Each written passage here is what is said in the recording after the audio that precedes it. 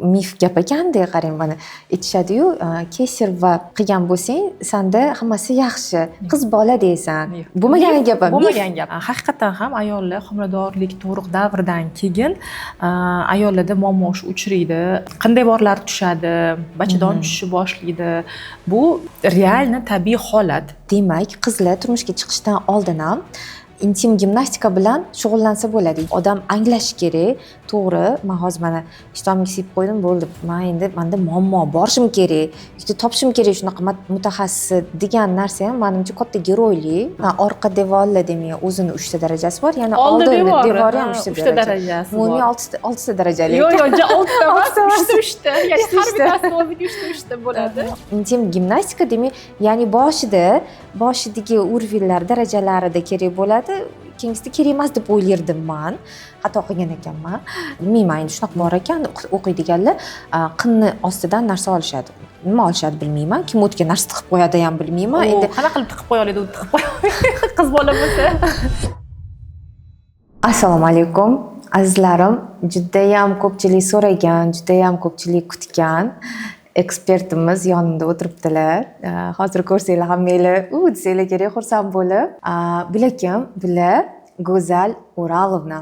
Intim gimnastika bo'yicha номер 1 ekspert O'zbekistonda va shaxsan o'zim ularni dasturlaridan foydalanganman. Shaxsan o'zimda juda ham zo'r natijalarga erishganim uchun bularni olib keldim va har ikkita o'zimni podkastimda yokida o'sha Telegramda yozadigan qizlar qin toraytirish haqida o'zimni mana ushlab tura olmayman peshob degan savollar bilan murojaat qilishadi va men har doim bularni ko'rsataman, chunki haqiqiy nomer ekspert va o'zim shaxsan o'zim ishongan inson. Xush kelibsiz. Rahmat kattakon, hammaga assalomu alaykum.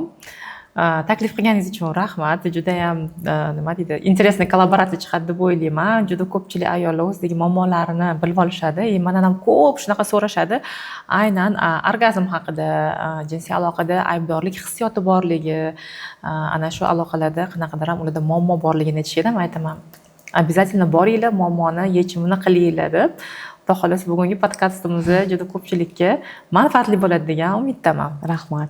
Ishonib kelganingiz uchun, ishonib shuncha bugun zo'r darslik bo'ladi. Kstati, ko'pchilik uchun bizani eshitib ham ancha manfaatli, ancha narsani olib uy sharoitida qilsanglar bo'ladigan narsalarni ham gapiramiz. Inshaalloh. Go'zal, bilasizmi, mana bizga shunaqa ko'p ayollar murojaat qiladi. Endi ayollar bilan ishlaymiz-ku, ayollar uchun deydi-ku. Va shu yerda mana farzandli bo'ldim va ayolligim esimdan chiqib qoldi. Faqat shu bola bilan ovoraman. Hech qanaqa xohish istak yo'q. Yo'q, hech narsa sezmayotgandek bo'laman. Doktorga borsam, menda opущение deyshadi, ya'ni o'sha jinsiy organlar kengaygan, tushgan, ya'ni uni endi siz tushuntirib berasiz, men yaxshi bilmayman. O'sha уровень stepillari bor, adashmasam. Xullas, shunaqa muammo bilan keladiganlar ko'p. Siz ularga qanaqa yo'nalish ko'rsatasiz, nima deysiz, qanaqa yordam berish mumkin? Avvalo o'zi bu muammo to'g'risi oldinda ham sovet davrlarida ham bo'lgan. Aytishadi, oldin qanaqa bo'lgan, bunaqa muammo oldin bo'lmagan-u deyshadi. Ishoninglar, hattoki shunaqa darslik video uroklari borki, darsliklari shu o'tda bu darslarni sovet davridagi anu video darsliklarda bilsanglar, bizda onaxonlarimiz endi ochiqchasiga gaplashyapmiz.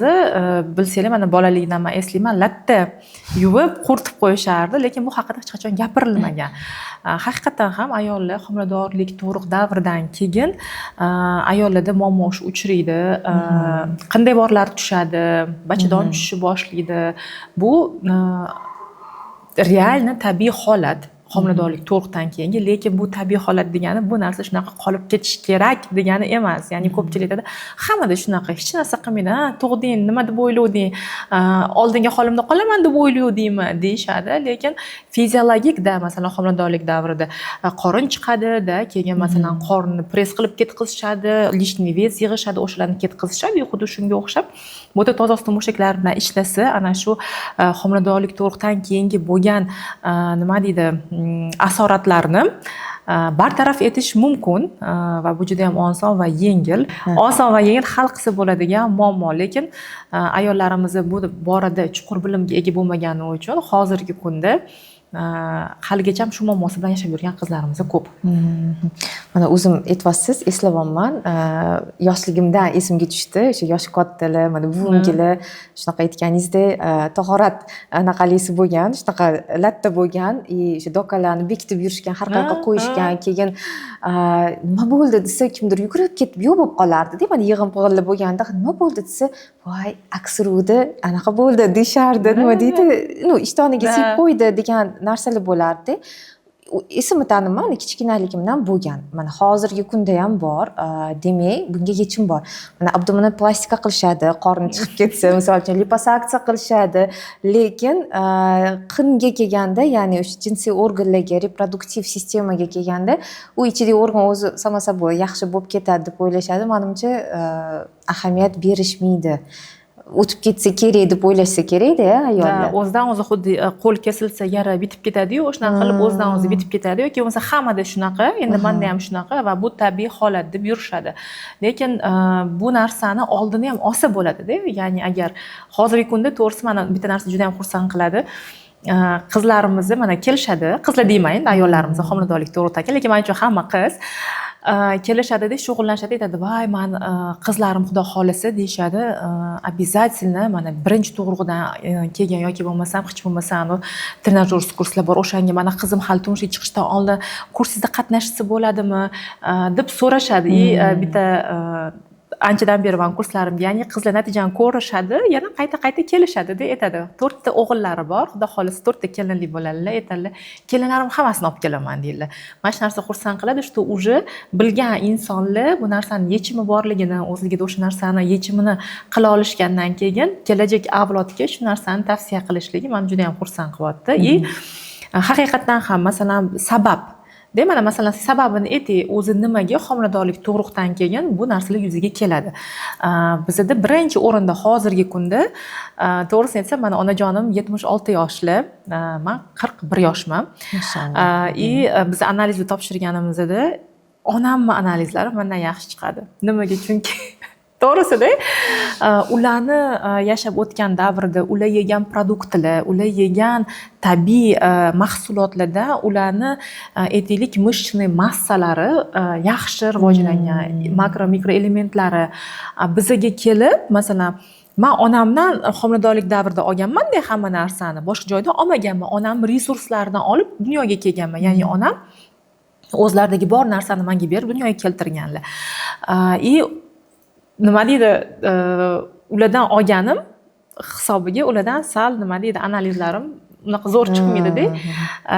Hozirgi kunda bo'lsa ekologiyaga ham yomonlashgan produktlar, masalan, oldin toza oqsil yeyilgan bo'lsa, hozirgi kunda o'sha tuxum, mana damashniy tuxumlar bo'lgan, boshqa bo'lganda, u real oqsilga boy bo'lgan. Hozirgi kundagi masalan produktlar bunchalik oqsilga boy emas yoki o'sha tovuqni o'zi ham-da, damashniy tovuq bilan yoki oddiy mana hamma joyda sotiladigan tovuq ximikat aralashgan, o'tdan unchalik ko'p o'zingizga kerakli bo'lgan narsani ola olmaysiz-da. O'sha hisobiga hozirgi yosh avlod, masalan, o'zim bolalarimdan qiyos, go'sht yedirish, oqsil yedirish bu qiyin. Har bittasiga to'g'ri keladigan oqsilni men yediramanki, chunki bilaman ularga строительный material kerak.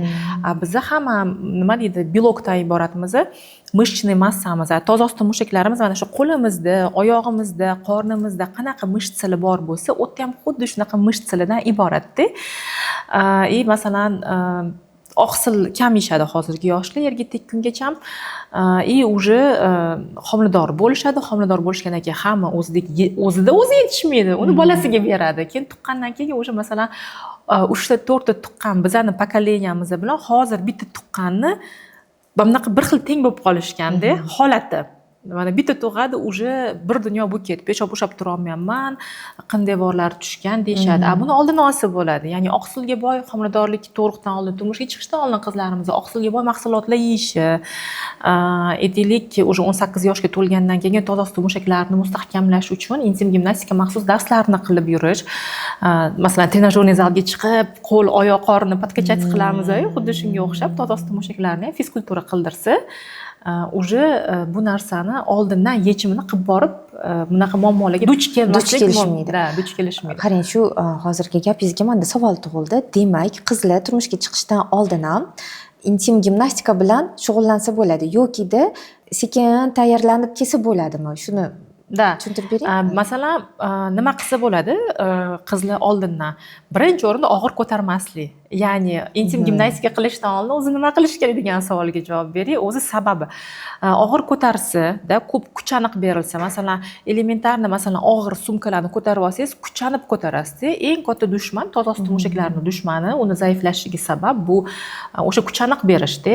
Bu xoh og'ir narsa ko'tarish bo'lsin, xoh aytaylik surunkali aks urib, yo'talib, ya'ni bir xil allergiya hozir juda ham ko'p rivojlanib ketgan, tinmasdan aksirib yo'talishadi. Bu ham toza mushaklariga ziyon beradi. Masalan, o'zingiz ham aksirganingizda, apshu qilganingizda ichingizda nimadir gup etib pastga urgandek bo'ladi. Mana shu ham ta'sir qiladi.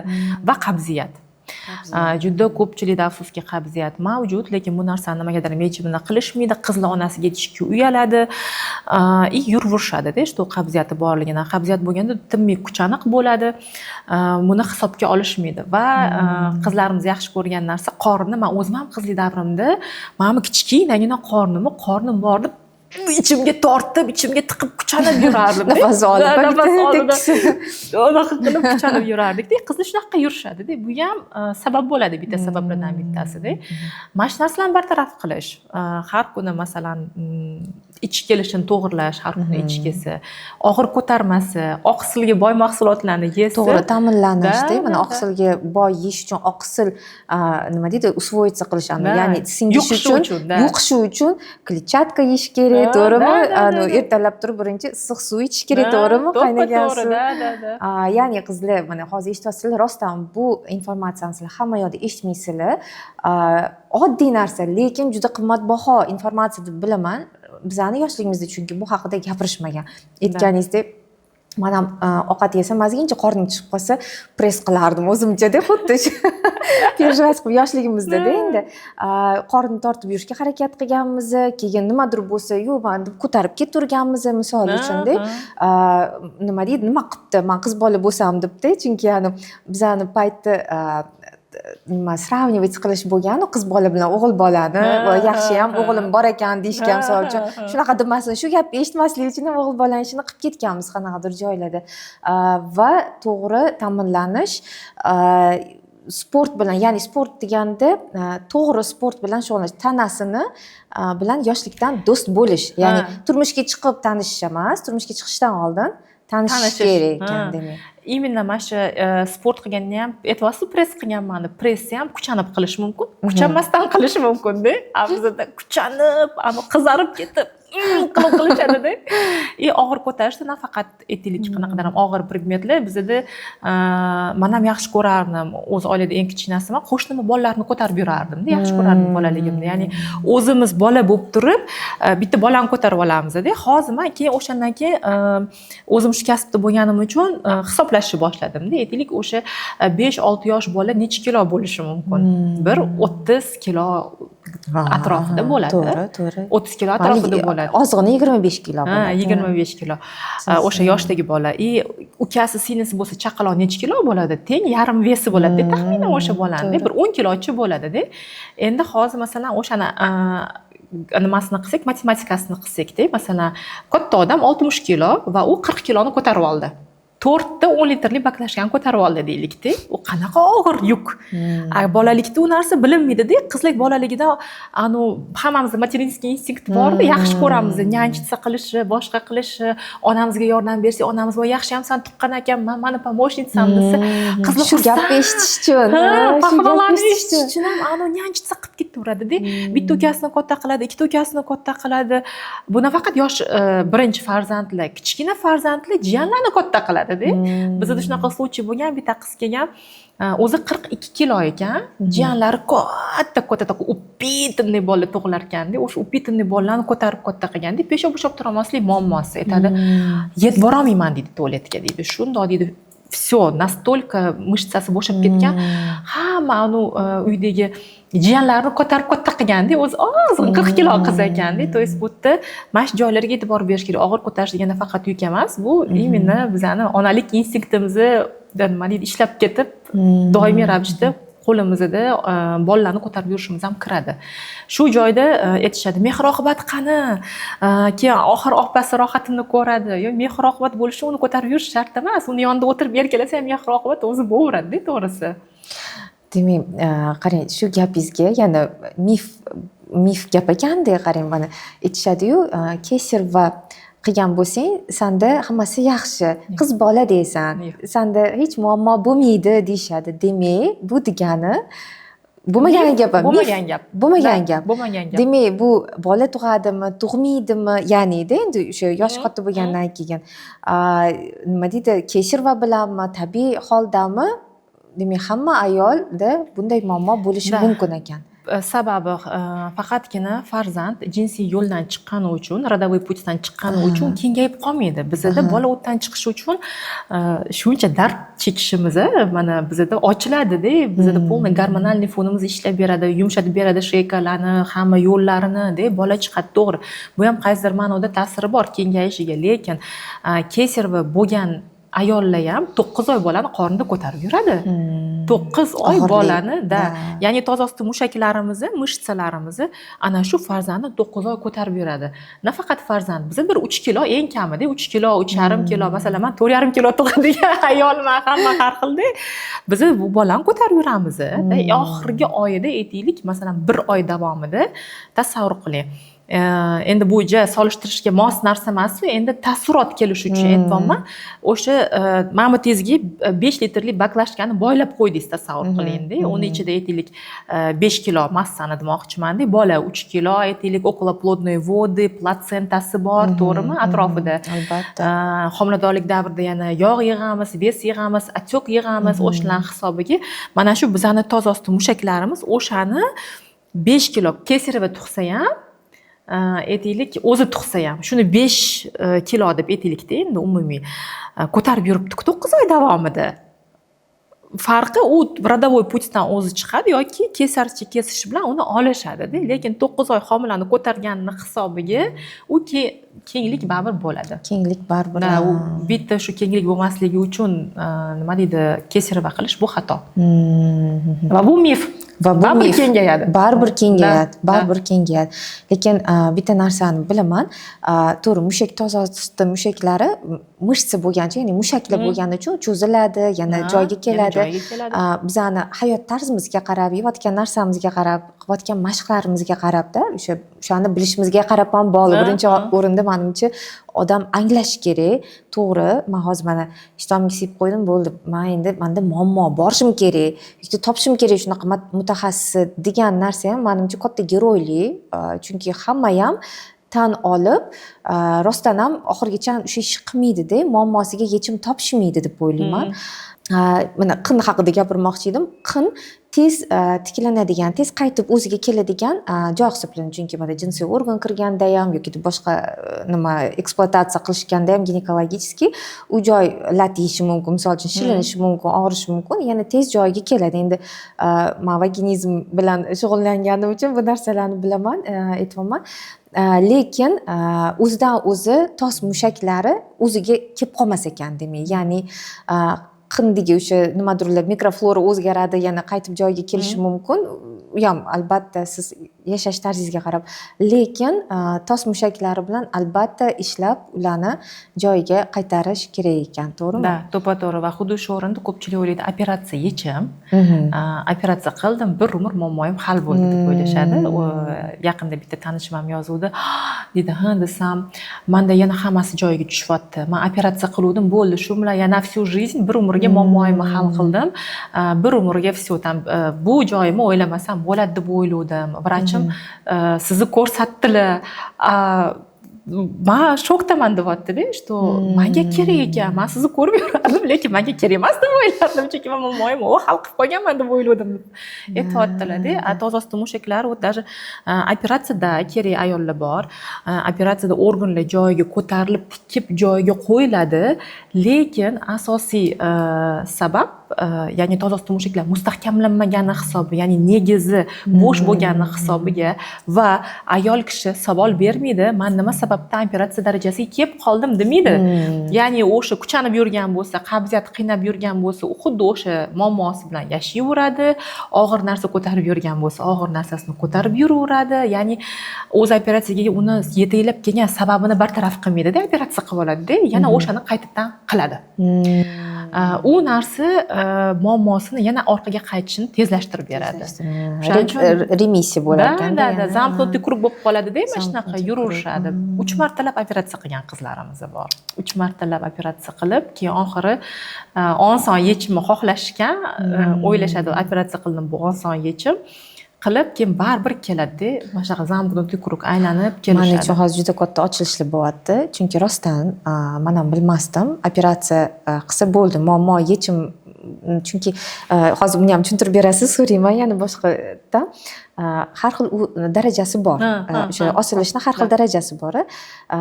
O'sha juda ham chuqurlashib ketgan bo'lsa, endi ya'ni juda ham opущение ko'p bo'lsa, operatsiya qilish shart. Mana qilish shartlari bor, to'g'rimi? Uni qilgandan keyin demak, men ham o'ylardim, bo'ldi. Уже intim gimnastika kerak emas. Intim gimnastika demak, ya'ni boshidagi uровеньlar darajalarida kerak bo'ladi. Keyingisida kerak emas deb o'ylardim men. Xato qilgan ekanman. Endi qarang, qachon operatsiyaga ko'rsatma beriladi, qachon berilmaydi? Qanaqa darajada qilish kerak, qanaqa darajada qilish kerak emas? Masalan, men juda ham ko'p hurmat qilaman, ko'p vrach ginekologlarimiz bor. Opeрирующий vrachlarda, вот opeрирующий vrach. Tanimayman men ularni ko'pchiligini, bitta ikkitasini yaxshi esimda qolgan, chunki vrachlarni aytadi, mana shu vrach sizga yubordi. Yo, siz operatsiyasiz ham hal qilsa bo'ladi muammoingizni. Chunki ularga meni patsientlarim borgan ekanda, to есть ular ham ulardan naблюдение ham menga kelib, to есть natijaga chiqib, ular kresloda ko'rishgan, o'zgarishlarni ko'rishgan, bilishadi. Qanday borlar, mana o'zi nimalar tushadi? Prolaps deganda, opущение deganda bizda сразу hammani xayoliga bachadon keladi-da. Qanday borlar tushishi mumkinligini ular даже xayoliga ham kelmaydi. Bizda mana qin bo'lsa, ikkita devor deb olaylik-da shuni-da. Mana shu ikkita devor, bittasi oldi tarafdan deylik, bittasi orqa tarafdan deylik. Oldi tarafdan qin devor tushishi mumkin va unga qo'shilib siydik pufaga ham tushishi boshlaydi-da. Ikkalasi birgalikda siljib tushib keladi. Ya'ni siydik pufagi og'irlashib pastga tushishi boshlaydi, unga qo'shilib qin ham tushishi boshlaydi-da va tahorat qilayotganda ayollar aytadi, menda shar chiqib qolibdi pastimdan, go'sht chiqib turibdi deyshadi-da. Va ana shu ayollarda ko'pincha hojatga chiqis kelaveradi-da. Xuddi to'lib turibdi, hojatga chiqis kelaveradi. Chiqadi, lekin ichidan siydik miqdori juda ham kam chiqadi va to'liq bo'shanmaganlik hissiyoti bo'ladi. Ichida qolib ketgandek bo'ladi. Haqiqatda qolib ketadi va ular uni chiqarib yuborish uchun kuch aniq beradi yana. Bu holatini battar yomonlashtiradi. Gemoroy ham chiqib ketishi mumkin bilan qo'shilib. Gemoroy bu orqa tarafdan, bu hozir oldi tarafdan siydik pufaga tushib kelyapti. Oldi tarafdan qanday bor ham tushib kelishi mumkin va uni mana shu qanday borlar tushishini, masalan, 3 ta darajasi bor. 1, 2, 3. 3-darajasi juda ham vahimali bo'lib ketmagan bo'lsa, ayollarimiz bor, men operatsiya qila olmayman, operatsiyaga sharoitim yo'q deb harakat qilib, lekin harakat qilganda ham kimdadir yarim yil, kimdadir 8 oy vaqt ketib shularni to'g'rilagan ayollarimiz bor-da. Va xuddi shunaqa qin orqa devor tushishi mumkin. Lekin orqadan tushganda o'tni ko'proq sразу bilaman-da, masalan, rektatsiyali bor bo'lsa, qabziyat bormi sizda desam, sразу aytadi, "Ha, bor, bir haftada bir marta yoki bo'lmasam 3-4 kunda bitta zo'rg'a chiqib olaman" deyshadi. Ularda orqa ichak bilan birga orqa devor tushib kelishi mumkin. O'tda ham 3 ta darajasi bor. Orqa devorlar demak, o'zini 3 ta darajasi bor, yana oldi devori ham 3 ta darajasi bor. Umumiy 6 ta darajali. Yo'q, 6 ta emas, 3 ta. Ya'ni har bittasi o'ziga 3 ta bo'ladi. Oldida 3-daraja, orqada ham 3-daraja bo'lishi mumkin. Va endi ana shu ikkita ustun, aytaylik, devorlari uy ustuni desak, u sekin qulashi boshladimi, tepadan bachadon tushishi boshlaydi. Bachadon tushishining 4 ta darajasi bor. Birinchi darajasida bachadon qinni ichida bo'ladi. Mana aytaylik, taxminiy test qilsa bo'ladi. Taxminiy test qilsa bo'ladi. O'zim ham o'sha diagnostika beraman. Ayollar ko'p ginekologga bormaydi, borsa ham menda bachadon tushishimi yoki bo'lmasam bormi, menda muammo deyishsa, bor deb ginekolog aytadi, lekin uni odamlar farqiga bo'lmagandan keyin tushunmaydi. Mana bachadon tushishini ular tushuntirib bermaydi-da. Ginekolog mana o'tirib, keling, o'tiring sizda mana bunaqa holat ekan demaydi. Chunki ular vaqti yo'q. Chunki ular ketma-ket patsient ko'radi-yu. chunki ginekolog vazifasi mana siz keldingiz, kelganingizda aytaylik sizni davolash kerakda, ko'radi, analiz oladi sizdan ginekolog, analiz tahliliga qarab sizga lecheniyalar yozib beradida, u o'shani o'ziga ko'p vaqt ketadi. Men bu haqida ginekologlar bilan ko'p gaplashganman-da. Nimaga unaqa demaysizlar desam, voy go'zal, o'zi bizani vaqtimiz ограниченный. Ularga o'zi analizing mana bunaqa bo'pti, unaqa bo'pti, bunga mana bunaqa dori kerak deb o'sha dorilarni tushuntirib bergunimizgacha o'zi vaqt tugaydi. Ayollarimizga kaprizni, voy mana bu dori shartmi, u shartmi, bu shartmi qilib o'zining savonligi bilan o'sha vaqtni chegaralangan, bu narsaga men o'sha o'ta olmayman deyishadi-da. Asosiy vazifa shuni hozir infeksiyalarni davolab berish. Va o'sha bachadon tushishi aytaylik 4 ta darajasi bor. Birinchi darajasida bachadon qinni ichida bo'ladi. Qin kengligi 8 sm dan 12 sm gacha o'rtacha taxmin. O'shani masalan 7 sm deb olsak, 7 sm dan, no endi minimalniy olyapmiz-da. 7 sm dan pastroq, lekin qinni ichida turgan bo'lsa, bu birinchi darajasi bo'lishi mumkin. Va qinni kiraverishiga yaqinlashib qolgan bo'lsa, bachadon bo'yni shunaqa silliqqina bo'ladi va o'rtasida teshikchasi bo'ladi. Servikal kanal kichkinagina teshikchasi bo'ladi. Qinga og'ziga kelib qolgan bo'lsa, bu ikkinchi daraja bo'ladi. Yaqinlashgan bo'lsa, va qinni og'zidan o'sha shundoq kuchanganda chiqib turgan bo'lsa, 3-daraja bo'ladi. 3-daraja operatsiya qilinishi shart. Va afsuski ko'pincha ayollarimiz shu darajada ham yuraverishadi va 4-darajasi bor. Qin ichidan bachadon chiqib keladi tashqariga to'liq. Tashqariga to'liq chiqib keladi. Shunaqa holatlar ham bor. Va ayol qanaqa holatda bo'ladi? 3-darajasigacha kelish uchun qanaqa yashash kerak? Yo'q, qanaqa yashamaslik kerak? Qanaqa yashamaslik kerak? Yashamaslik kerak 3-darajaga kelmaslik uchun-da.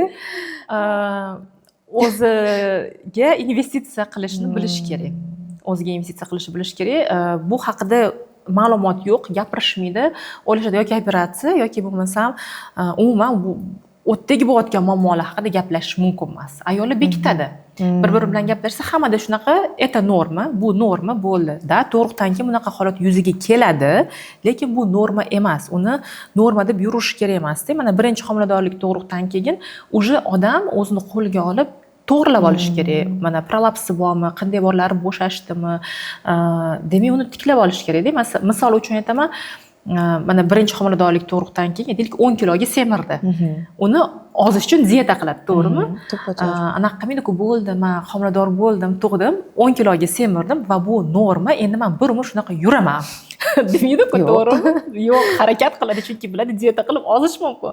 Xuddi shunaqa toza to'mashaklarni mustahkamlagan holda unda yuzaga kelgan muammolarni bartaraf qilish mumkin-da. Bizda nima qilishadi? E'tibor berishmaydi. Hammada shu narsa norma deyishadi va ikkinchi homiladorlik bo'lib oladi. Ikkinchi homiladorlikda menda tashqariga chiqib ketyapti hamma narsa, nima qilsam bo'ladi deyishadi. Tug'ib olishadi. Tug'ib olgandan keyin mayli endi uchinchisini ham tug'ib ola qoling. Menda mana bitta savolda, mana shunaqa opущение bo'ladi, matki juda ham osilib ketishi nima? Shu ular mana yana jinsiy aloqa ham qilishadi-da, mana jinsiy hayotda ham yashashadi. Jinsiy aloqa paytida erkak kishiga bu narsa bilinmaydimi? Bilinishi mumkin. Ayol kishiga bu juda ham og'riqli bo'ladi. Og'riqli bo'ladi. Birinchi o'rinda ayol kishiga bilinadi. Ayol kishiga bilinadi. Og'riqli bo'ladi. Hech qanaqa o'tda lazzatlanish, hech narsa o'tda yo'q-da. Bu ayollar og'riq sifati og'riq bilan jinsiy aloqada bo'lishadi. Ularga ham, erlarga ham seziladi. Yozishadi, mana erim nolyapti, menga bilinyapti deb aytishadi deyishadi, lekin yuraverishadi.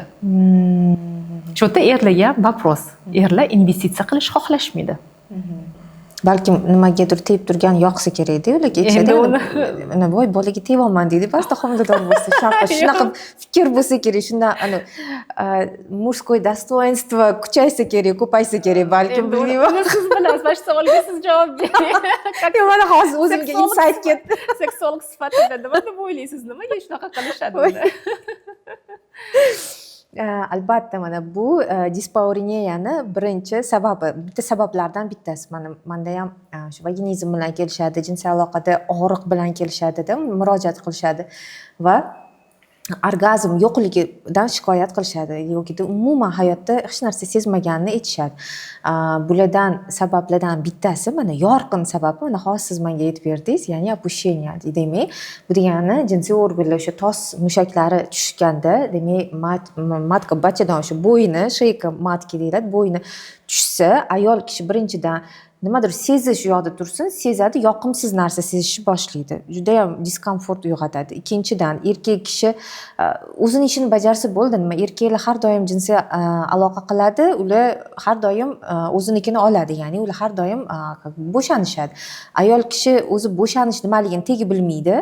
O'zi orgazm nimaligini tegi bilmaydi. Endi erim ketib qolmasin, erimni xafa qilmay, ayollik vazifamni bajaray deb yoki o'sha bola bilan ushlab qolaman deb o'ylab, shu narsada davom etishadi. O'zini o'zi bu sadomazoxizm deydi-da, buni rostdan o'zini o'zi anaqa qilish, qiynash, o'zini o'zi azoblash, azobga duchor qilish va endi ayollar bu narsani men ochiq aytayotganim, bular ham ochiq gapirayotganlari bu narsa juda ham ko'p tarqalgan, rost akasi. Bobur Mansurov nimasi bor-ku, nima deydi, videolar qiladi o'shanda.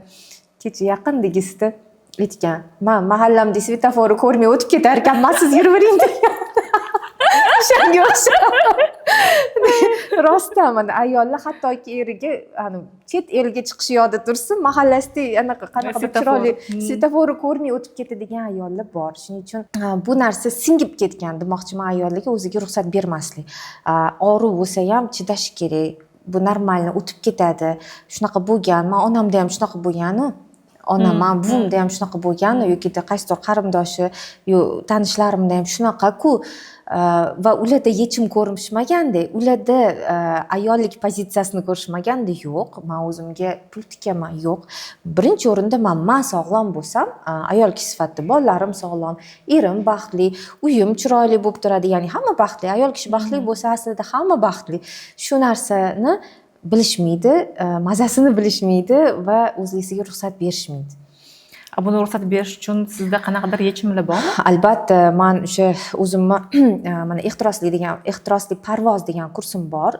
Shu kursimda вообще ayol kishining energiyasi, ayol kishi qanaqa qilib lazzat olishi mumkin, вообще er xotinning o'rtasidagi munosabatlari uchun juda ham zo'r yechim berilgan va mana endi turmushga chiqayotgan qizlarda jinsiy tarbiya kerak, ularga to'g'ri oilasida eshitmagan bo'lsa, agarda oilada hadeb qattiqqo'llik bo'lsa, urushsa, misol uchun jinsiy tarbiya berilmagan bo'lsa, bunaqa qizlarimiz uchun ham maxsus kursimiz bor, rafiqali san'ati. Ya'ni rafiqali san'atda faqat qizlarga, ayollarga ham o'zini sevish, o'zini to'g'ri taqdim etishda qabul qilish, berish, olish, mana eng muhim narsalar shular hammasi berilgan. Albatta va jinsiy hayotdagi hamma sirlar va rafiqali san'at kursi o'zim juda yaxshi ko'raman. Nega o'tdi? Chunki shar'iy tarafdan ham mumkin emas bo'lgan narsalar ko'p. Mana haligacha yozishadi menga, bir xil erkaklar bunaqa qilsam bo'ladimi, bunaqa qilsam bo'ladi. Bu seni shaxsiy narsang, buni so'ralmaydi, so'ramasdan qiladi. Qilsang qil, o'zing bilasan deyman-da. Mana elementar narsalarni bilishmaydi. Elementar narsalarga fatvo kutishadi. Men fatvo bermayman hech kimga. Hamma narsa kitobda oydin, chiroyli qilib yozilgan va shu bo'yicha hamma narsa darslik qilib, leksiya qilib o'qib berilgan, gapirilgan hammasi. Juda ham yaxshi. Keyin bitta narsa bor-da, orgazm haqida. Kelishadi, orgazm yo'q, oldin menda orgazm bo'lgan. Men уже tushunaman, oldin ularda orgazm bo'lgan bo'lsa, demak, ularda orgazm hozir yo'qligining sababi ulardagi turmush tarzi, homiladorlik turuqlar, или juda ham ko'p o'tirishda, juda ham ko'p o'tirish to'g'risi mushaklar zaiflashishiga olib keladi, na samом деле. И aytaman, demak, klitorga ozuqa yetmayapti, qon aylanmayapti, kislorod yetmayapti, intim gimnastika bilan uni to'g'irlasak bo'ladi. Ha, deyshadi, intim gimnastika bilan shug'ullanishadi, to'g'irlanadi. Lekin ikkinchi turi bor, u уже psixologiya tarafdan-da. Men o'shani ularga tushuntirib yetkazib bera olmayman. Boringlar, bu narsa sizda qanaqadir ham blok bor, именно buni ishlash kerak, psixolog bilan, seksolog bilan ishlash kerak deyman-da. Shu narsaga siz biron bir narsa deb tushuntirib beringki, чтобы odamlar tushunsa, что реально buni sabablari har xil, bitta dona narsa sabab bo'la olmaydi. Albatta. Aytadi, bitta tovuqga ham don, ham suv, ham anaqa kerak, hamma narsa kerak. Ayol kishiga mana vrach sifatida siz o'sha klitorni aytganingizdek, mana ozuqa yetishmaydi, chunki u yerda nerv tolalari bilan to'la-ku, klitor o'zida juda ham чувствительный, bilasiz, tepada muammo bormi, demak, u pastga ham ta'sir qiladi, klitorga ham albatta ta'sir qiladi. Endi psixologik tarafdan ayol kishilar o'ziga aytganimdek o'sha boshni o'chirishni bilishmaydi. Mana ayol kishida kortizol ko'payib ketsa, prolaktin bu mana tug'ruqdan keyingi holati, keyin har doim o'sha asabda yursa, hamma narsani boshqaraman, to'g'rilayman, uni qilishim kerak, buni qilishim kerak, ko'p o'zingizga mas'uliyat olsangiz, mana ayol kishilarga bog'liq bosh o'chmaydi. Chunki mas'uliyat olish erkak kishi uchunda, erkak kishiga berilgan. Endi ayol kishi ko'p mas'uliyat boshiga olgandan keyin bosh ishlaydimi har doim, to'shakda bo'ladimi, oshxonada bo'ladimi, qayerda bo'lsa ham boshi ishlagan holatda turadi. Bizani pastimizdagi nimamiz, o'sha matkamiz, jinsiy organlarimiz bu xuddiki bizani ikkinchi miyamiz. Tepadagi miya o'chmasa pastiga yoqilmaydi. Pastiga yoqilganda tepadaga o'chish kerak-da. Mana erkaklarda bu juda oson. Erkaklarda tepa o'chadi tez, past yoqiladi. Past o'chadi, tepa yoqiladi. Ularda переключение juda ham osonda, anaqa chiroqni yoqib o'chirgandek. Ayollarda shu переключаться qilish, ya'ni yoqib o'zini o'chirish oson emasda. Ular nimadan situatsiyadan chiqib ketish kerak. Endi bu yerdachi qarz ikki qo'ldan chiqadi-da. Ayollar mana o'ziga ruxsat bermagandan keyin ko'p narsaga eridan ham talab qilishni bilishmaydi. Erkak kishilar mana bu narsaga olib keladigan baribir erkak kishi hamda ayol kishini mana statistika bo'yicha 21 minut erkalash kerak. Mana xohlab qoldi bo'ldi emasda. Erkak kishi xohlab qolishi tabiiy, erkak kishi xohladi bo'lib ketish kerak degani emasda. Har doim ayol kishi tayyor bo'lishi kerak, ayol kishi toza bo'lishi kerak. Birinchidan mana ayol kishi shunaqaki, agar o'sha toza bo'lmasa, o'zidan hid kelayotgan bo'lsa, sochi yuvilmagan bo'lsa, elementarnida anaqa qilmaydi, xohish uyg'onmasligi mumkin. Chunki miyada u turibdi. Bor yuvinib chiq, bor kirib chiq, bor anoni qilib chiq, bor qilib chiq degan signal bo'ladi-da, boshi o'chmaydi ularni. Shuning uchun ular nima deydi, yaxshi holatda bo'lishi kerak. Keyin kayfiyati yaxshi bo'lishi kerak. Anta kimdir arillab, yig'lab turmagan bo'lishi kerak bolalar, misol uchun. Yoki kimdir anta chaqirib, "Hey, kelin" deb chaqirib turmayotgan bo'lishi kerak. Yoki nima deydi, sigaretligini tozalab, nima aralab turmagan bo'lishi kerak. Xullas, chalg'ituvchi faktorlar bo'lishi kerak emas.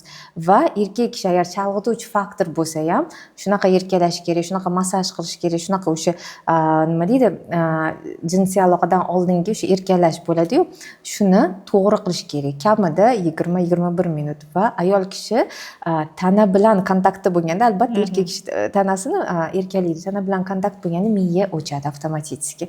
O'chgandan keyin u orgazmni albatta xohlagan turini olish mumkin, agarda fiziologik muammoli bo'lmasa. Fiziologik. Mana hammasi bir-biriga bog'liqda, bir-biriga bog'liq. Mana sizda davolangandan keyin o'sha tos mushaklari joyiga tushib, his qilishni boshlagandan keyin albatta baribir psixologik tarafdan ham qanaqadir ko'nikma, nimadirlarni olish kerak, o'rganish kerak. Bu narsa tushunib olgan ayollarga juda oson. Buni tushunib olishsa-chi, rosta kasb osonda. Mana o'zini his qilishni boshlashi, bilsa mana mushaklarini, jinsiy organini va o'zidagi miyada filtr yoqilib olsa, tushunib olsa, bo'ldi, yog'iga o'zingiz dars berib o'tirishadi, o'rgatib hammaga. Buni tushunib olish ham oson. Ko'pchilik aytadi, masalan, mana o'zimni kurs programmam masalan ichidagi hammaga qiziqdi, nima ekan ichida bor, nima bor ekan deyshadi. Aytaman, men bu ichida programmamiz deyman, programmani jo'natib yuboraman. Voy, muncha ko'p, buni biz qanaqa qilib o'rganamiz deyshadi. Aslida hammasi oson, yengil tuzilgan. Prosta bu yerda bu narsani tushunib olish ham oson. Ani bolaga tushuntirgandek tushuntirilganda, ani aytishadi, siz og'zingizga solib qo'ygansiz, barmog'ingiz bilan itarib ham turibsiz, yutib olsak bo'ldi deyshadi. Demak, ayollarda prosta xohish, istak, o'ziga shu narsaga ruxsat berish bo'lsa, demak, muammoni yechimi oson ekan. Osonda. Hozir mana shu gapingizga o'zim mana sport bilan shug'ullanaman. Sport bilan mana yaqinda raqs ham qo'shdim yoniga, latinani ham qo'shdim-da. Lekin rosa maza qilaman, rosa zo'r. Xullas, men nima demoqchiman bu bilan? Mana pilatesda bilasiz, ichki mushaklar ishlaydi. O'sha polni insonning karkasida, karkas mushaklari tortiladi, o'sha sezishi mustahkam bo'lib, odam mana bukchayib yurgan bo'lsa, misol uchun qayerdadir mana yelkasida, bo'ynida og'riqlar bo'lsa, ular qolishni boshlaydi sekin-sekin. Shaxsan o'zimda shunaqa bo'lgan oldin. Men ham ko'p yuk bo'ynimga olganman, balki unda shu ko'p bo'ynim og'rirdi, keyin bu narsa ketishni boshladi. Deb men endi pilatesga boraman, voy, men professionalman, уже 4 yildan beri boraman, men hamma mushaklarimni bilaman, sezaman deb o'ylardim. Mana raqsga borishni boshlagandan keyin umuman boshqa mushaklarimni sezishni boshladim. Ishonasizmi? Demoqchimanki, mana bizni hamma narsani o'rganib baribir qancha o'rgana olmaymizda, bilamiz deb hamma narsani bila olmaymiz. Har bir narsani o'ziga yarasha mutaxassis, o'ziga yarasha qonun qoidasi, o'ziga yarasha o'sha anatomiyasida tuzilishi, sistemasi bor va biz bu narsani tan olishimiz kerak va rioya qilishimiz kerak. Nimaga bu narsani aytyapman? Chunki mana tos mushaklari deyapsiz, men hozir mana anatomik hammasini tasavvur qilib o'tiribman-da, men ularni mana ham sezmas ekanman deb o'tiribman. Chunki rostdan-da mana har bittasini sezish, har bittasini bilish, buning uchun shunaqa maxsus mashqlarni qilish kerak. Maxsus mana shu go'zalim degan trenajyoringizni ishlatishim kerak постоянно. Ya'ni to'g'ri ishlatishim kerak. Uni ishlatish hamma ham ishlataverishi mumkin, lekin uni to'g'ri ishlatish va nima instruksiya bo'yicha ishlatish bu ham katta narsa-da. Chunki qizlar rostdan ham qanchalik o'zinglarni ustinglarda ishlasanglar, ya'ni qanchalik o'zinglarni o'rganishni boshlasanglar, ochib o'qib tugatib bo'lmaydigan kitobliginglarni tushunasizlar-da. Qancha informatsiya, qancha narsa borligini tushunar ekan inson. O'sha go'zalam trenajyorni ham ko'pchilik aytadi, o'zini alohida soting. Yo'q qizlar, aytaman-da, alohida sotganim bilan aytaman. Tasavvur qiling deyman. Siz osh yeb ko'rdingiz. Mana bitta amerikanец keldi-da, deylik, yoki kimdir keldi, osh yeb ko'rdi yoki siz chet el bitta davlatga bordingiz, ularni biron bir bitta mahsulotini yeb ko'rdingiz, yoqdi. Uni ta'mini bilasiz, taxminan ichidagi masallig'ini bilasiz. Endi oshdan misol qilaylik. Ko'rdingiz, osh yedida go'shti bor ekan, guruchi bor ekan, savsi bor ekan. Piyozni ko'rmaydi ham, u piyoz erib ketgan ichida. Nima qiladi? Magazinga boradi, mana shu 3 ta mahsulotni olib keladi-da, yog'ni olib keladi, xo'p, yog'da pishgan. Qozon tepasida turadi.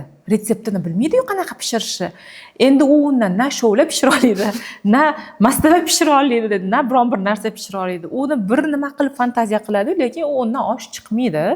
Yeb bo'lmaydigan bitta bo'tqi bo'ladi, musorga tashlab yuboradi. Aytaman, uni o'zini olganingiz bilan mo'jiza yaralib qolmaydi-da. Hamma narsa bir-biri bilan chambarchas bog'liq-da. Trenajyor plus metodika ikkalasi natija beradi. Yo uni olsa yoki buni olsa, u natija bermaydi-da. O'shaning uchun aytaman, yo'q jonim, siz buni olganingiz bilan ishlata olmasangiz, bu prosta kerak emas, matoh bo'lib yotadi. Olmang undan ko'ra deyman-da. Keyin bo'ldi deyshadi, lekin xudoga shukr kursga yozilgan qizlar natijani ko'rishgandan keyin mashincha otziv yozishadi. Xursand bo'laman. Doimo aytishadi, masalan, doimiy ravishda qilib yurish kerak edi qizlar intim gimnastikani, masalan, doimiy ravishda qilib yurish kerak. Nimaga? Chunki siz aytaylik maqsad ozish bo'lgan bo'lsa, aytaylik siz 40 kiloga ozmoqchisiz, 40 kiloga ozdingizda, ozganingizdan keyin bo'ldi, men 40 kiloga ozdim, endi qozonqop olib kelib o'tga, 5 barbog'ni olib kelib o'tga, 4 lan olib kelib o'tga deb bo'kib yemaysiz-u.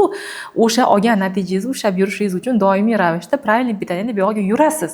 Bu yoqqa sport bilan shug'ullanasiz-da. Bu ham xuddi shunaqa doimiy ravishda buni qilib yurish kerak.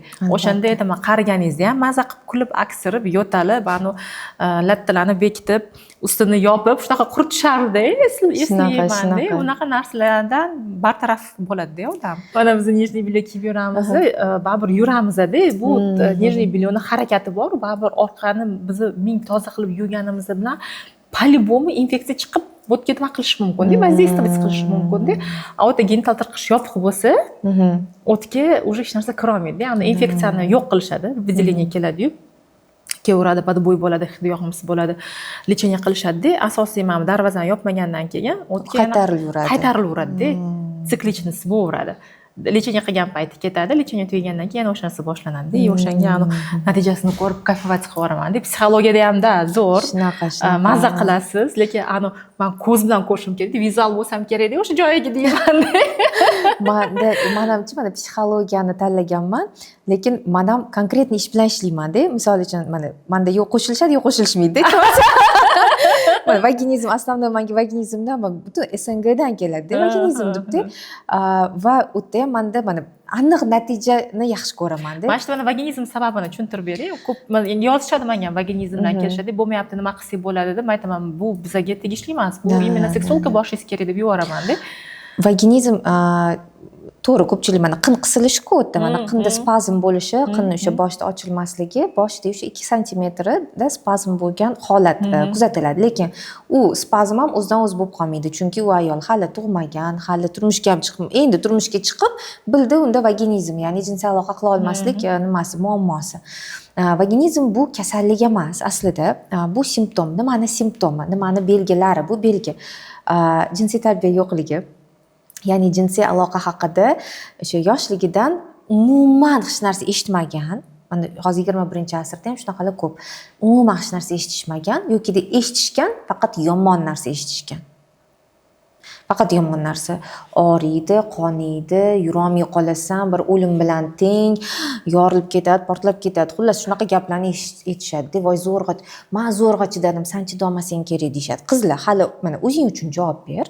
Sen o'zing uchun javob ber. Hali bechora bola go'dakka nima qilasan? Ani zaharlab deyman-da. Mana ko'pincha bilmagan holda shu qizlarimizni yo o'rtoqlari, yo qaysidir qo'shnisi yoki qandaydir tanishlari noto'g'ri ma'lumot berib, qo'rqitib qo'yishadi.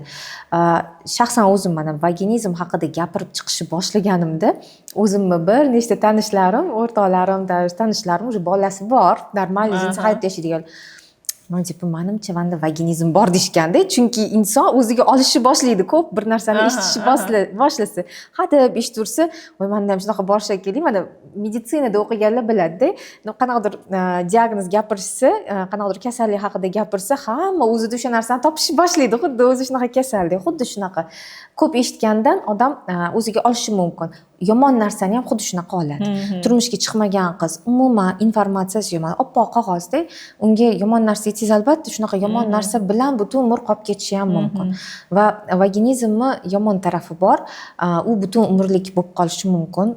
Afsuski mana shu 60 dan oshgan ayollarimiz ham kelgan oldimga, men 3 marta turmush qurganman, 2 marta turmush qurganman. Men sizni случайно videoyingizni ko'rib bilib qoldim. Vaginizm ekanman, butun umr bilmaganman deb.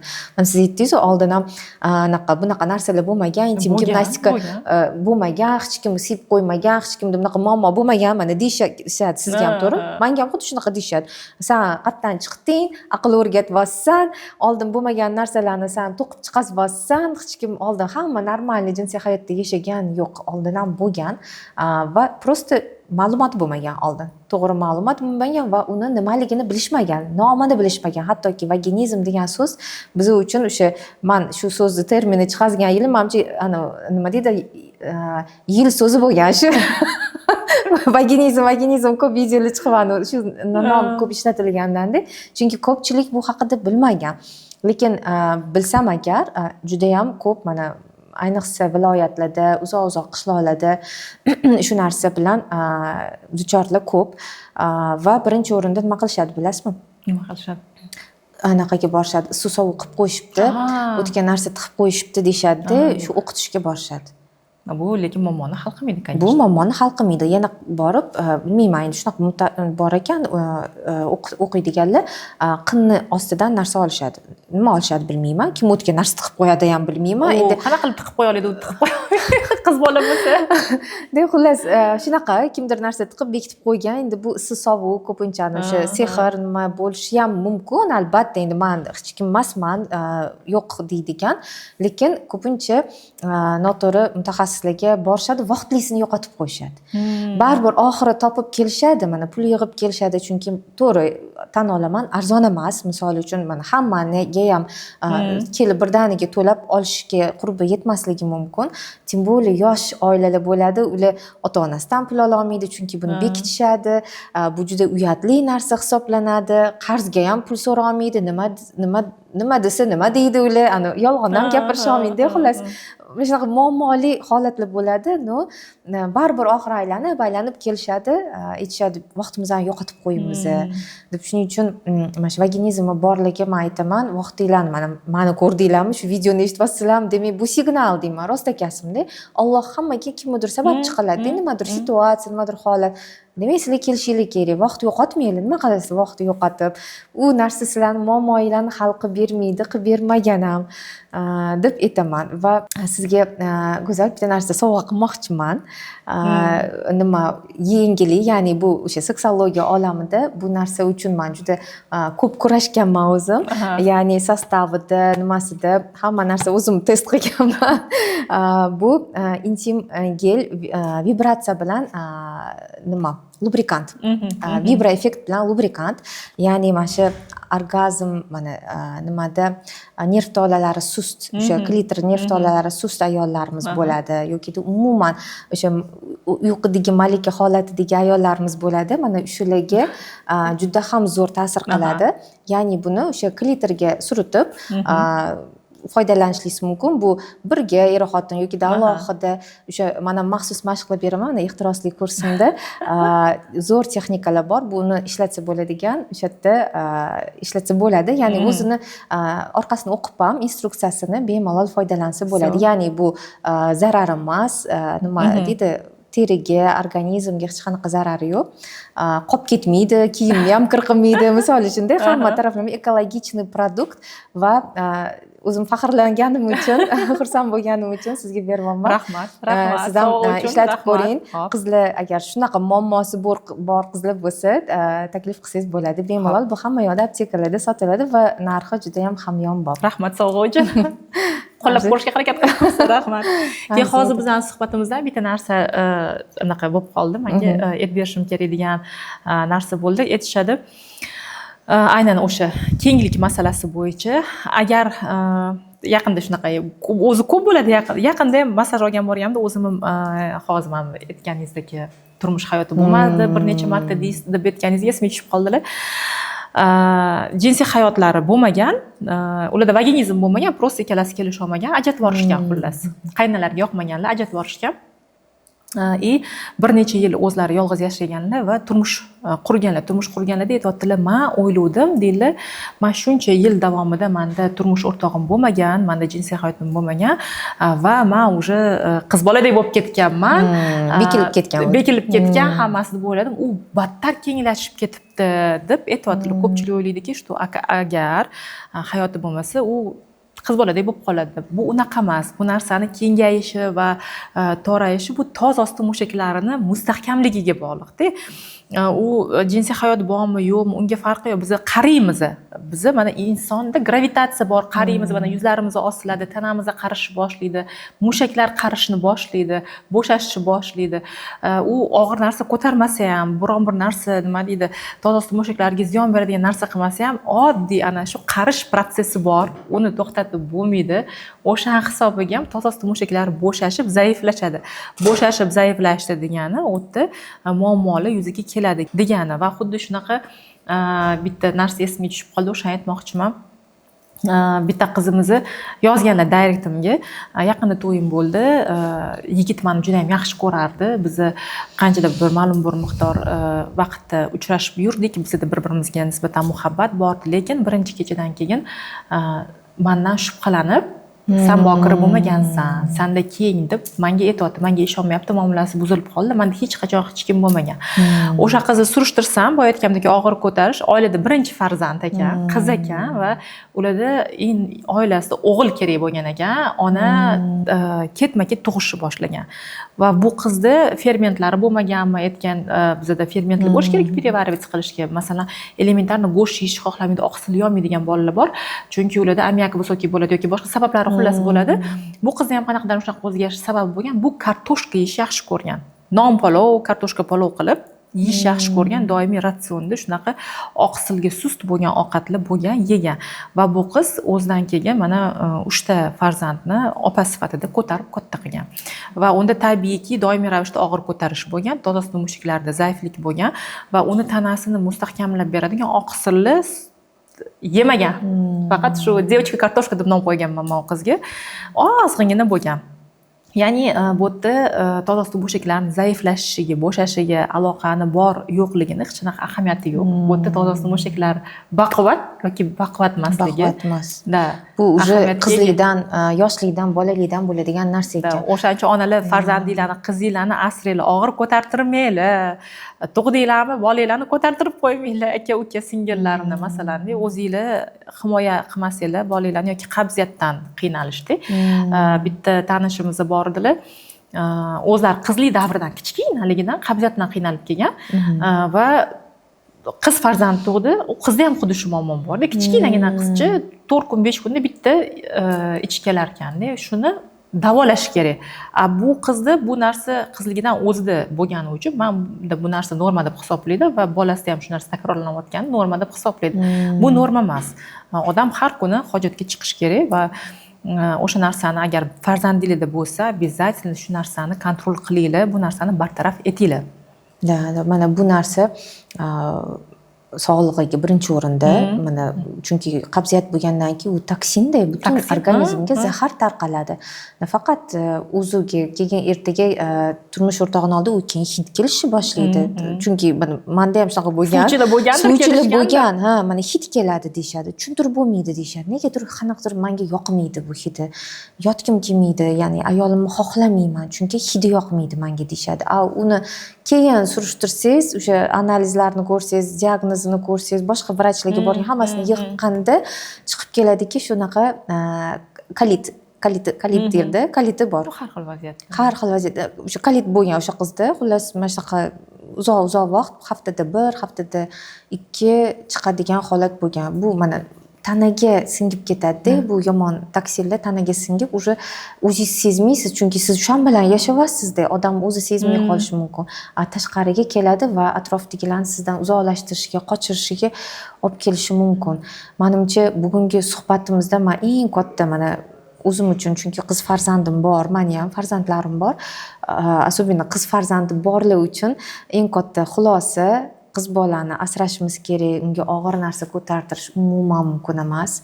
1 kilodan og'ir hattoki ko'tarish mumkin emas. Mayli, maksimum 3 kilo, lekin 1 kilo, mana sizlarning normangiz 1 kilo bo'lsin. Keyin qabziyat, mana ya'ni bolangizni hojatga chiqishi bir haftada necha marta chiqdi, ya'ni bir haftada emas, bir kunda necha marta chiqdi. Birinchidan boshlash kerak. Shundan boshlash kerak. Bir hafta uzoqlashib ketdik. Har kuni chiqyaptimi, yo'qmi? Shuni kontrol qilib tepasida turish kerak ekan, chunki o'ziga zarar birinchi o'rinda, ikkinchi o'rinda ertaga turmushga chiqsa, turmush o'rtog'i bilan hayoti, baxtli hayotiga xalaqit berish mumkin bo'lgan eng katta narsa. Shu gapingizga bitta gap esimga tushib qoldi. Haligacha menda bu privichka bo'lib qolganda, mana biz bolaligimizda korzinkalar bo'lmagan. Biz bozorchaga borardik, bozorchaga o'zimizni uyimizdan paket ko'tarib borardik-da, produkt olganida. Akam bilan chiqib qolsam, uydan pustoy paket olib chiqib ketardik, чтобы ichiga o'sha kartoshka, piyoz, bir nimalar olish uchun. O'sha pustoy paket ko'tarib ketvatsam, akam aytganlar-da, "Sani oldingda men yurganimda, umuman sani oldingda erga teganda ering bo'ladimi, farzandli bo'lsang o'g'ling bo'ladimi, sen paket ko'tarib yurishing kerak emas. U paket xoh pustoy bo'ladimi, xoh to'la bo'ladimi, ahamiyatga ega emas. Sen o'zing kichkina sumchangni ko'tarib yurishing kerak" deganlar-da. Shu narsa shunaqa miyamda qolgan. Men yurganimda, o'g'illar erim bilanlar. O'g'illarim ham sal уже kattaroq bo'lgandan keyin qo'li narsa ko'tara oladigan bo'lganda, onang yonida yurganda, men yoningda bo'lganimda, meni qo'limda, meni sumkamdan boshqa narsa bo'lishi kerak emas deyman-da, o'g'limga berib qo'yaman. O'g'lim qilib kichkina narsasi bilan harakat qilsa kerak. Qilib ko'tarib yurishadi. O'shancha qizinglarga shu narsani beringlar, etinglar. Ular ham ko'tarib yurishmasin, oldida erkaklar, yoshi katta himoyachilari deylik. Himoyachilari bo'lishi kerak. Mana o'zim nima deydi, meni ham qizim, bitta qizim bor va shu qizim уже mana yoshligidan prinsessa-da, o'zini juda qadrini biladi, nimasini. Bir kun ketyapmiz-da, maktabga ketyapmiz. Men maktabga popkasini ko'tarib olib borib berganman. Endi birinchi sinfda og'ir narsalar, hamma narsani solib berishadi. Deb olib borib berardim-da, keyin voy qizim, nima qilamiz endi, kimga bersammikin popkasini, endi ichkarigacha menga mumkin emas. Shunaqa desam, "Oyanani sindoshim to'xtab turing" deb sindoshini chaqirib, sindoshi kiyimda chetdan qarab tursam, har gal o'g'il bolalar, sindoshlar yoki kattaroq bolalar olib kirib beradi. Ya'ni qiz bolalarga rostakasim mana yoshlikdan o'rgatsangiz, ularga shunaqa baho bersangiz, san prinsessasan, malikasan, sani bitta tuqqanman, bo'lsa boshqa yo'q, sandagasidan boshqa yo'q. Shuning uchun sen o'zingni juda ham ehtiyot qilishing kerak. Birinchi o'rinda men uchun, o'zing uchun, Alloh uchun deb qizlarga o'rgatish kerak va ular albatta yo'lini topadi. Qizlar shu striki baribir, qizlar yo'lini topadi, imkonini qilishadi. Shu narsani kerak bo'lsa ham tashlab ketadi, ko'tarmaydi-da. Shu narsaga rostakasim yoshlikdan biz o'rgatishimiz kerak. Да, обязательно. Qizlarga. Даже mana bu teleshkalar yo'q-ku, masalan, uyda korzinkada teleshkada olamiz. O'g'limni kolyaskasiga aytaman, "Bu kolyaskada haqqim qolmagan уже" deyman. Kichkina o'g'limni kolyaskasi kichkina o'g'lim 9ga to'ladi. Bu kolyaskada haqqim qolmagan deyman-da. Bu bagajimda kolyaska har doimda, ya'ni o'sha bozorlik qilib kelsak ham o'zim masalan bo'lib qolaman doimo. Turmush o'rtog'im ham masalan har doim bo'lmaydi. Masalan bolalar bilan kirib bozorlik qilsak o'sha yerga yuklaymiz-da. Ana kolyaskada sudrab ketaman, telegam deyman-da. Tamam, o'sha haqqim qolmagan, u kolyaska o'sha bo'lib yotibdi. Hatto mana aytardim, lo'lilarni aravasiga o'xshaydi mani aravam. Hamma narsani ilib olib shu bolalar kichkinaligida. To'g'ri. Go'zal, juda ham maza qilib gaplashdim siz bilan. Juda ham ko'p narsa oldim sizdan. Rahmat. Rozi bo'ling bergan bilimlaringiz uchun, to'g'ri bergan informatsiyangiz, yo'nalishingiz uchun. Juda ham katta rahmat sizga. Sizga ham rahmat kattakon taklif qilganingiz uchun. Men ham juda ham ko'p insightlar oldim. Savollarga javob oldim. Aytganingizdek ayollarda o'zini qiynash haqiqatda og'riqli masalan aloqaga chidashligi boshqasi savol beradi, nimaga shu inson shunchalik o'zini yaxshi ko'rmaydi deb. Va balki bizning efirimizdan keyin ayollarimiz tushunib qolar, что da bizni ayollik a'zoyimiz, bizni bachadonimizda bizga shirinna shakar farzandlarni dunyoga keltirishda yordam berdi. Shunaqa bizani ona statusiga-da aytaylik, rafiqa statusida yuribmiz. Endi unga mehr berish vaqti kelganligini, unga ham rahmat aytib, mana qo'limizda, tanamizda, masalan, jigarimizda, buyragimizda, yuragimizda orasi ana shu organimiz ishlab turgani uchun biz yugurib borib uni davosini qilamiz-da. Bu aytolmaydi, unaqa og'riqlar bera olmaydi. O'shaning uchun jim yurishadi, sukut saqlashadi. Uni ham rahmat aytib, vazifalarni bajardingiz, dunyoga shuncha farzandli keldi-da, turmush o'rtoqlar ham masalan-da ko'rishdi shu efirni. Ayoliga investitsiya kirg'izish kerakligini hamma turmush o'rtoqlar xohlaydi, aytishadi. Juda ko'p mana bir kunda sizga ham kelsa kerak, mingtalab so'rashga keladi. Erim unaqa deb nolyapti, erim unaqa deb nolyapti. Hop, nolarkansiz, o'sha ayolingizga investitsiya kirg'izing. Ayolingizni tiklashga shuncha masalan tug'ib berdi, qarayapti, ko'taryapti, uyingizda xizmatingizni qilyapti. Unga ham rahmat aytib, uni sog'lig'iga investitsiya kirg'izish kerakligini masalan vaqti keldi-da, aytaman har doim mashinasini qiyos qilsangiz, mashinani moyini alishtiradigan vaqti kelsa, yugurib borib moyini alishtirasiz-ku, ani chirib ketib motori tushib qolgungacha yoki bo'lmasa, ani ballonlari lisi bo'lib qolgungacha haydab yurib, bo'ldi endi kerak emas, boshqa mashina olmaydi, keyin ani ballonni vaqtida alishtiradi, boshqa qiladi. Inson ham baribir mana qariydi ayol. Shu narsaga e'tibor berib, ayolga ham uhud kerakligini bilishsa, juda ham ko'p oilalar mustahkam bo'ladi. To'g'ri. Ayol kishini ham nalogi bor. Biz ham nalog olamiz. Har bir nalogni vaqtida berish kerak. O'sha haqqida, ayol kishining haqqi, nafaqasi, ayol kishining nafaqasi o'sha yerda yashab berayotganiga, sizni oldingizda yashab shunchalik hayotingiz yaxshi tarafga o'zgarayotganiga sababchi bo'lgan ayol. Ayol bilan hayot go'zal. Hamma aytadi, hech kim men bilan sporingiz qila olmasa kerak. Ayolsiz hayot menimcha qorong'i. Uydagi energetik ayolga bog'liq. Ani jahli chiqsa, uy polniy anaqada negativniy holatda. Ayol qiz xursand, baxtli bo'lsa, uydagi tarakanlari ham baxtli bo'ladi deyshadi. Shunaqa. Hayvonlar ham yaxshi bemalol yurishadi deydik, hayvonlar. Men kayfiyatim xursand bo'lsa, mushugim chiqib likillashni boshlaydi-da. Men kayfiyatim yaxshi bo'lmasa, devatga kirib oladi. Men ham mushugim shunaqa oldimga kelishga qo'rqadi. Sekin yo'lab qo'yadi, qorni ochsa-da, kimda jahl bilan qarasam, bechora indamay ketadi. Endi shunaqa endi biz nima deydi, ayollar uchun gapiryapmiz. Bu narsani aslida ayollarimizga, ayollar bizani eshitayotgan bo'lsa, ayollar o'zingizlarga ko'proq ahamiyat beringlar, o'zingizlarga sarflashga, o'zingizlarga vaqt ajratishga, nimalardir yangi narsa o'rganishga, ko'rishga-da, yangi narsa boshlab ko'rishdan qo'rqmanglar. Misol uchun intim gimnastika men shunaqa deb hisoblayman, hamma uchun kerak. Hamma uchun bez исключения. Chunki hozir biz shunaqa davrda yashaymiz, klimat, yeyotgan narsamiz, sharoitimiz baribir nimadir noto'g'ri narsa yeb qo'yamiz, qilib qo'yamiz, baribir bo'ladi bizning hayot tarzimizda-da. Shuning uchun intim gimnastika bu ayollar uchun juda ham kerak narsa. O'zingizni yosh, baxtli, sog'lom, lazzatlangan-da, sevilgan, baxtli his qilishingiz uchun eng kerakli ingrediyentlardan bittasi ekan. Aytaman-da, sog'lom bo'lish bu uyat emas. Sog'lig'i uchun investitsiya qilish bu uyat emas. Sog'lig'i uchun harakat qilish bu uyat emas. Uyat aksirganda, yo'talganda, maza qilib kulganda peshob ushlab tura olmaslik. to'g'risida shunaqa bo'lib qoladi, aytishadi, voy uyalib qolishadi, kiyimni yo alishtirgani o'sha o'tirgan davrasidan to'ymi, gapmi yoki biron bir joydan ketib qoladi bir xil ayollarda. Bu uyat va bu neuverенность. O'shaning uchun doimiy ravishda sog'lig'inglarni tiklab yurishga harakat qilsanglar, sizlardan baxtli, уверенный ayol bo'lmaydi. O'ziga ishongan. Nadiyani ham darslarga kelib, masalan, har taraflama mukammal ayol bo'lsa, bu menimcha to'g'ri. Mana siz bilan bizani sohamiz juda bir-biriga yaqinda.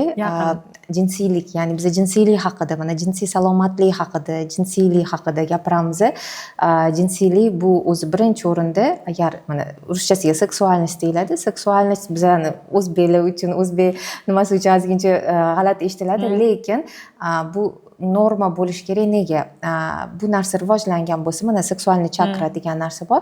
Bu yerdagi energiya qancha rivojlangan bo'lsa, shuncha inson muloqotda ochiq bo'ladi. Shunchalik mana komplekslari bo'lmaydi. Hamma yo'lda bu ishni bitirib keta oladigan bo'ladi. Ya'ni bu insonni yashashini yanada oson qiladigan sifatlarda.